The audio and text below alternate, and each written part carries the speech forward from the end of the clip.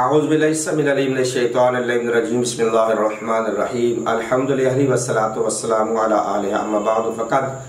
قال اللہ تبارک و تعالی فی القرآن المجید والفرقان الحمید وقولہ الحق بسم اللہ الرحمن الرحیم الیوم اکملت لکم دینکم واتممت علیکم نعمتی ورضیت لکم الاسلام دینا۔ صدق اللہ العلی العظیم۔ تمام درود و سلام محمد علی محمد پار کی جس کی محبت مودت صاحبان ایمان پر فرض قرار پائے گی۔ عزیزان محترم، آج کا جو ہمارا ٹاپک ہے آپ سے گفتگو کرنا مقصود ہے، جس پر وہ مفتی سمر قادری صاحب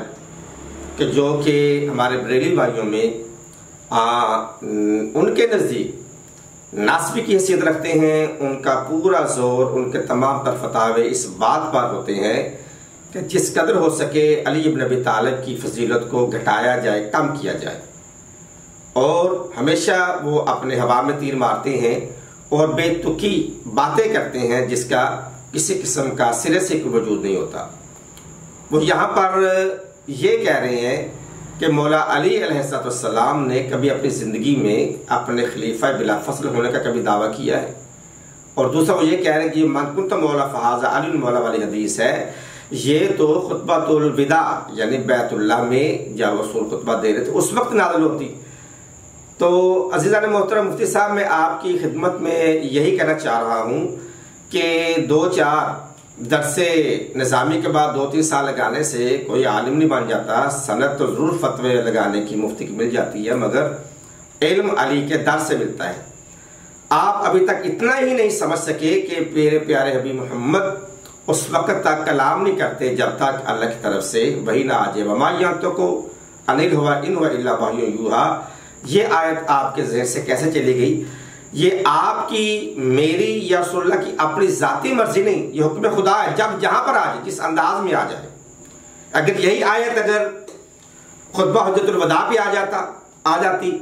تو وہاں پہ یہ بات ہو جانی تھی، مگر یہ اس کا جتنا بھی آپ پس منظر دیکھیں، تاریخ اسلامیہ میں مفسرین نے عام و خاصہ لکھا ہے، اس کا تقریباً کم از بیش 146 کتب ایسی ہیں،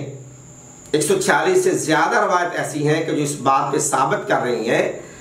کہ اس آیت کا شان نزول غدیر خم کے میدان میں ہوا ہے کہ یا ایھا الرسول بلغ ما انزل الیک من ربک فإن لم تفعل فما بلغت رسالتہ واللہ یعصمک من الناس ان اللہ لا یہدی القوم الکافرین۔ یہ آیت خم غدیر میں اتری ہے، اور اس کی آیت کی تفسیر پر، ایکسپلین پر میرے پیارے حبیب محمد نے صلی اللہ علیہ وسلم نے ایک بڑا لمبا چوڑا خطبہ دے کر اللہ کی توحید، اپنی رسالت بیان کر کے اور مومنین سے وعدہ لیا، کیا میں تمہاری جانوں پہ زیادہ حق کے ملکیت، حق کے تصرف نہیں رکھتا ہوں؟ اولا بالتصرف نہیں، تمام تصرف نے کہا بلا، کیوں نہیں یا رسول اللہ، آپ ہماری جانوں پر زیادہ حق کی ملکیت اور حق کے تصرف رکھتے۔ پھر آپ نے فرمایا کہ جس کا میں محمد مولا ہوں اس کا یہ علی مولا ہے۔ السلام علیکم ورحمۃ اللہ وبرکاتہ۔